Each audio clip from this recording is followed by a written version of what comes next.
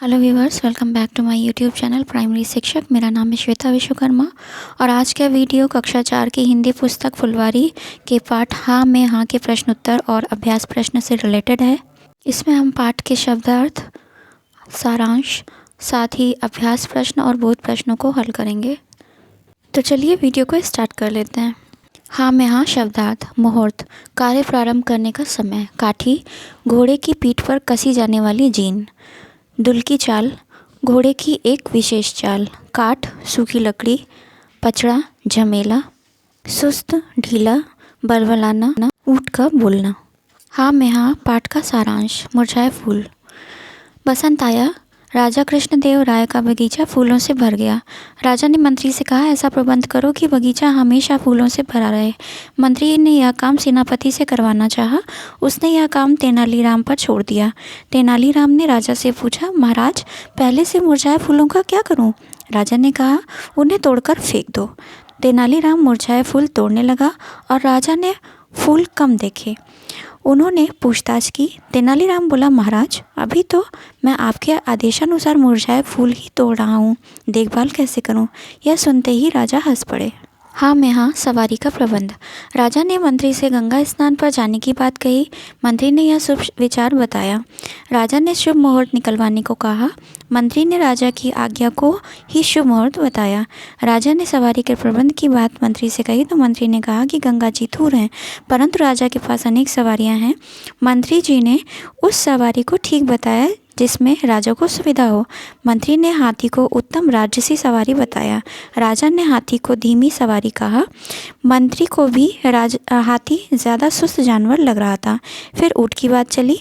राजा बोले, ऊँट पर बैठने से कमर टूट जाएगी। मंत्री ने भी कमर दुखने की बात सही मानी। अब राजा की समझ में घोड़े की सवारी ठीक थी। मंत्री ने घोड़े को वीरों की सवारी बताया, लेकिन घोड़े पर कई घंटे बैठना राजा को कठिन लगा।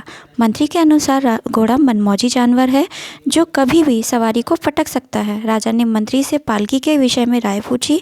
मंत्री ने पालकी को ही राजाओं की सवारी बताया। राजा ने पूछा कि लोग हंसेंगे तो नहीं?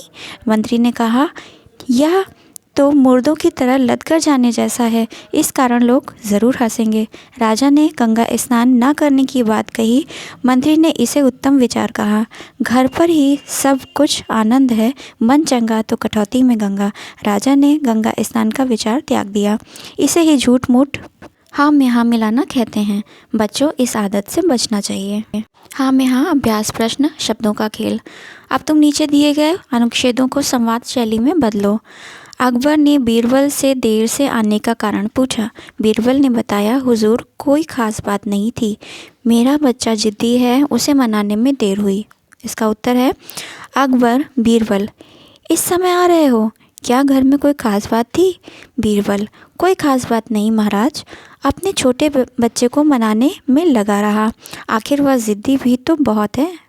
बोध प्रश्न। प्रश्न 1, राजा कृष्णदेव राय ने मंत्री को क्या आदेश दिया? इसका उत्तर है, राजा कृष्णदेव राय ने मंत्री को बगीचे के फूलों से सदा भरा रखने की आज्ञा दी।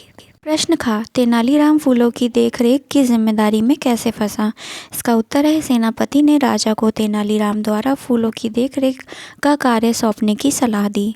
प्रश्न गा, तेनालीराम ने राजा के आदेश का पालन कैसे किया? इसका उत्तर है, तेनालीराम राजा के आदेशानुसार मुरझाए फूल तोड़ने लगा। राजा ने देखा कि फूल कम हो गए हैं। पूछने पर तेनालीराम ने कहा कि अभी तो मैं आपके आदेशानुसार मुरझाए फूल ही तोड़ रहा हूँ। प्रश्न घा, बुंदेलखंड की लोक कथा में किस तरह के लोगों के प्रति व्यंग किया गया है? इसका उत्तर है, बुंदेलखंड की लोक कथा में प्रशासकीय जनों और उनके पिछलग्गुओं पर व्यंग किया गया है। प्रश्न अंगा, इस लोक कथा में यातायात के किन किन साधनों का नाम आया है? इसका उत्तर है, इस लोक कथा में यातायात के साधन हाथी, ऊँट, घोड़े और पालकी के नाम आए हैं। प्रश्न 4, हाँ में हाँ लोक कथा से क्या सीख मिलती है? संक्षेप में लिखो। इसका उत्तर है, हाँ में हाँ लोक कथा से यह सीख मिलती है कि चापलूसी से दूर रहना चाहिए और हाँ में हाँ ना मिलाकर सही बात करनी चाहिए। प्रश्न 2, सोचो और बताओ। इसका क्या है प्रश्न, तेनालीराम की जगह तुम होते तो क्या करते? इसका उत्तर होगा, यदि तेनालीराम की जगह हम होते तो राजा को यह सच्चाई बता देते कि बगीचा सदा फूलों से हरा भरा नहीं रह सकता। प्रश्न खा, यदि राजा के मंत्री तुम होते तो क्या सलाह देते? इसका उत्तर होगा, यदि राजा के मंत्री हम होते तो राजा के पूछने पर शुभ मुहूर्त निकलवा कर गंगा स्नान करा लाते। तुम्हारी कलम से किसी स्थान की यात्रा की योजना बनाओ। किन किन साधनों से जाओगे, वहाँ क्या क्या करोगे, कौन कौन साथ होंगे, खर्च का भी अनुमान करके लिखो। इस प्रश्न का उत्तर विद्यार्थी को स्वयं करना है। अब करने की बारी। इस प्रकार की अन्य लोक कथाओं, हास्य कविताओं, चुटकुलों का संग्रह करो और मित्रों को सुनाओ और उनसे भी सुनो। इस प्रश्न को भी विद्यार्थी स्वयं करेंगे। बुंदेलखंड की लोक कथा में यातायात के कुछ साधनों का नाम आया है। यातायात के उन साधनों का नाम लिखो जो इस कथा में नहीं है। इसका उत्तर होगा रेलगाड़ी, बस, हवाई जहाज, कार, मोटरसाइकिल आदि। इस पाठ में आए मुहावरे ढूंढो और उनका वाक्यों में प्रयोग करो। इसका उत्तर है, पहला मुहावरा है सिट्टी पिट्टी गुम हो जाना, जिसका अर्थ होता है बहुत डर जाना। इसका वाक्य प्रयोग है, अध्यापक की डांट से छात्र की सिट्टी पिट्टी गुम हो जाना स्वाभाविक है। नेक्स्ट मुहावरा है कमर कसना, जिसका अर्थ होता है खूब तैयारी करना। इसका वाक्य प्रयोग होगा, समस्या से जूझने के लिए कमर कसना अनिवार्य होता है।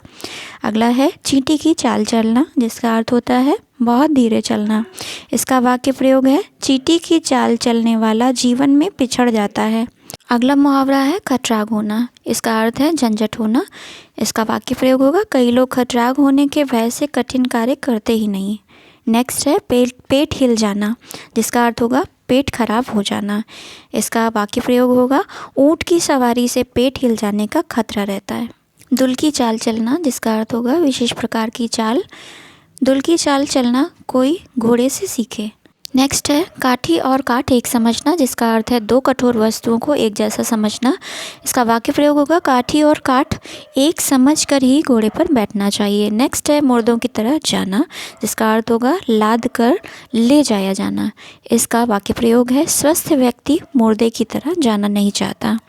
नेक्स्ट और आखिरी है मन चंगा तो कटौती में गंगा, जिसका अर्थ होगा शुद्ध मन के लिए हर स्थान पर ईश्वर है। इसका वाक्य प्रयोग होगा, मन चंगा तो कटौती में गंगा से सभी वर्जित हैं।